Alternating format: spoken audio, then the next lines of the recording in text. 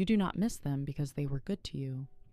You miss them because they wounded you in a place nothing else has ever touched, and your heart still believes that if they could love you, then maybe the pain would finally make sense. It is one of the strangest and most painful emotional experiences.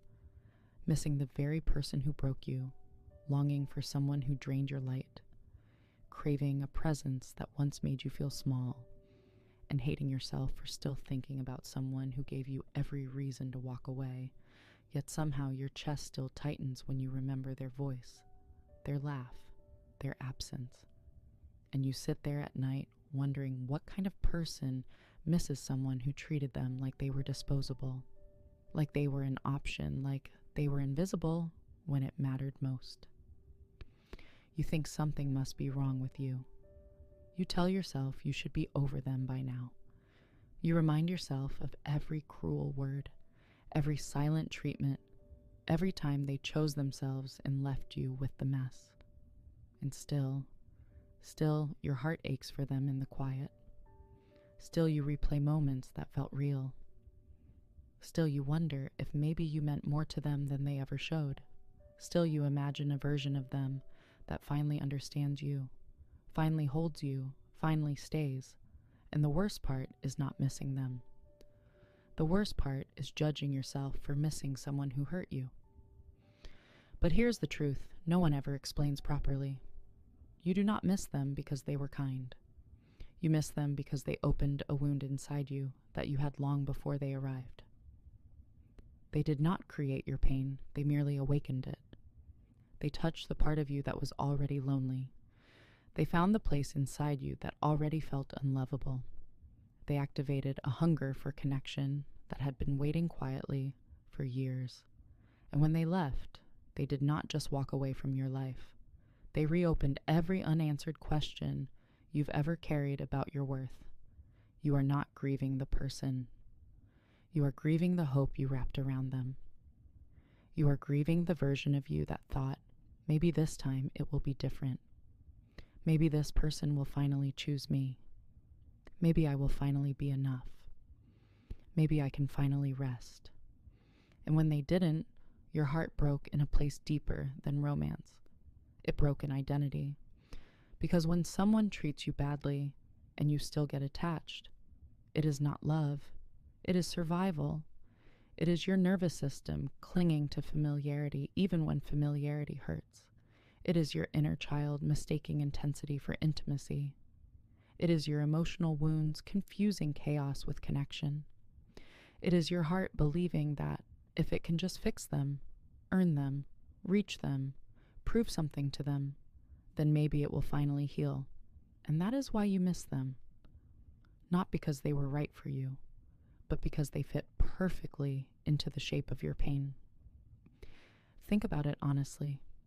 If they had been calm, gentle, safe, consistent, would they have triggered you the same way? Would your chest tighten the same way when they pulled away? Would your mind spiral the same way when they went silent? Would you have felt the same desperate need to be seen? Probably not, because it was not them you became addicted to. It was the emotional roller coaster, the highs and lows, the unpredictability, the waiting, the wondering, the hoping. They made you question yourself, and in doing that, they made you focus on them completely. When someone treats you well, you feel grounded. When someone treats you badly, you feel obsessed. Because your nervous system is in fight or flight, your heart tries to win instead of rest. You start measuring your worth by how they respond. Your mood changes based on their attention. Your self-esteem rises and falls based on their tone. And that is not romance. That is emotional captivity. And when they leave, your body feels like it has been abandoned in the middle of a war zone. You are not just missing a person. You are detoxing from an emotional addiction. Your system got used to chaos. It learned to associate pain with meaning. It learned to chase inconsistency. It learned to fight for crumbs and call it love. And when that stops, the emptiness feels unbearable. Because now there is no distraction, no drama, no false hope, no moments to cling to. Just silence. and silence forces you to feel everything you were avoiding while you were chasing them. Your loneliness, your fear of being unwanted, your childhood wounds, your belief that love is always earned through suffering, and so your brain does something dangerous.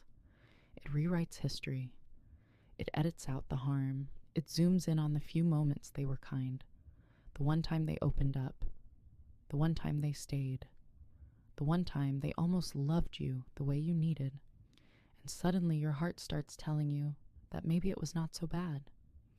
Maybe you were overreacting. Maybe you should have tried harder. Maybe you lost something precious, but you did not lose something precious. You lost something poisonous that felt familiar. And familiar pain always feels safer than unfamiliar peace, because toxic connections feel intense, and intensity feels like depth when you have never been loved gently. You learned that love is something you chase. You learned that love hurts. You learned that love leaves. So when someone made you feel small, your body recognized it as home, not because it was healthy, but because it was known.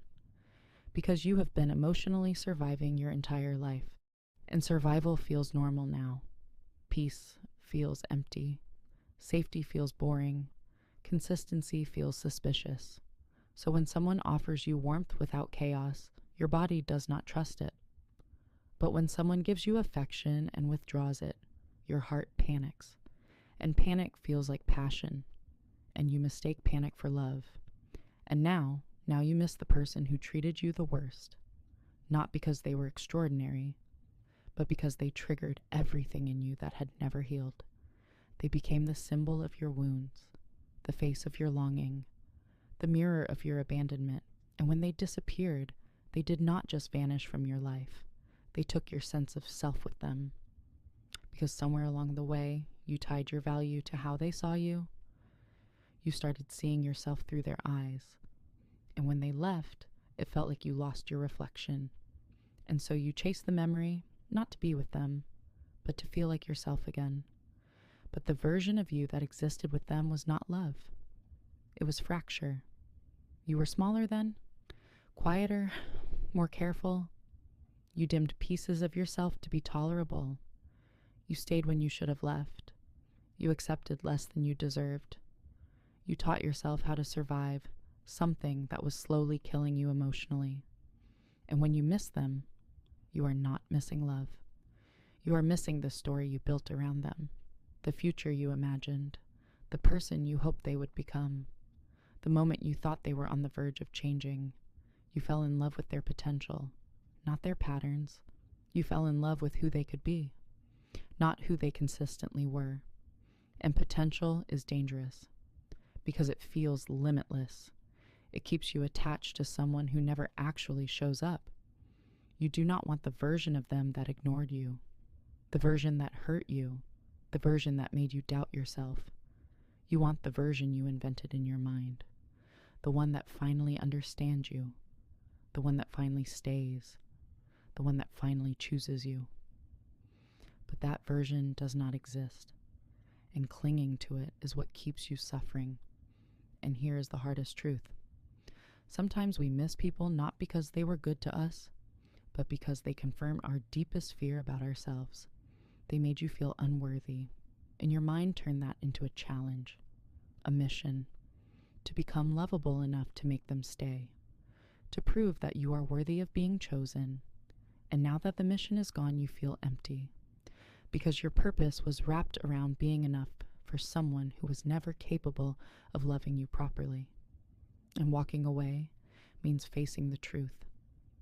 You were not rejected because you were unlovable. You were involved with someone who did not know how to love. You were not too much. You were simply asking the wrong person. You were not broken. You were hungry for something they could not give. And somewhere deep inside, your heart knew that.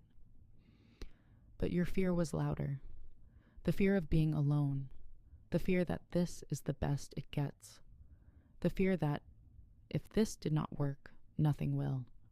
And fear keeps us in pain longer than love ever would. You stayed hoping they would change, hoping you could fix it, hoping that If you just loved harder, softer, quieter, stronger, they would finally see you. But here's what you must understand now. Someone who truly loves you will never make you beg for basics.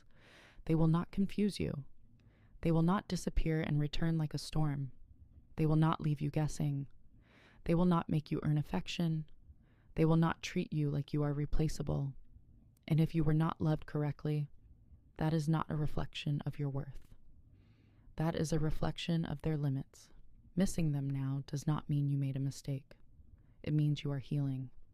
It means your system is detoxing from an emotional drug. It means your body is unlearning chaos. It means your heart is coming back to itself. And recovery always feels like grief. At first, peace feels empty. You wonder where the spark went, where the intensity went, where the fire went. But what you are really missing is dysfunction. Real love is quiet. Real love is steady. Real love does not destroy you to prove it is real. And I know it hurts. I know there are days when you think about them out of nowhere. I know there are songs you still cannot listen to. I know there are moments you wish you could share with them. I know you wonder if they ever think about you. And maybe they do. But thinking about you does not equal loving you. Missing you does not equal choosing you. Nostalgia does not equal change. And closure does not come from them. It comes from you understanding that you do not miss being hurt. You miss believing in something, and now you must build something better. You must learn what safe feels like, what consistent feels like, what honest feels like, what peaceful feels like. And that will feel strange at first, because your body got used to war. But give peace enough time. It will start to feel like home. You will stop craving people who hurt you when you start believing you deserve better. You will stop romanticizing chaos when you become addicted to calm. You will stop missing those who broke you when you finally meet the parts of yourself they helped you abandon. You are not wrong for still thinking about them. You are human. You cared deeply. You hoped sincerely. You gave honestly. And there is nothing weak about that. But do not let the fact that you miss them convince you that they were right for you. Pain bonds are powerful, but they are not destiny. They are lessons. And you are allowed to outgrow the people who taught you the hard ones. One day, you will look back and realize something that feels impossible right now. You did not lose them. You found yourself. And when that realization comes, you will not feel anger.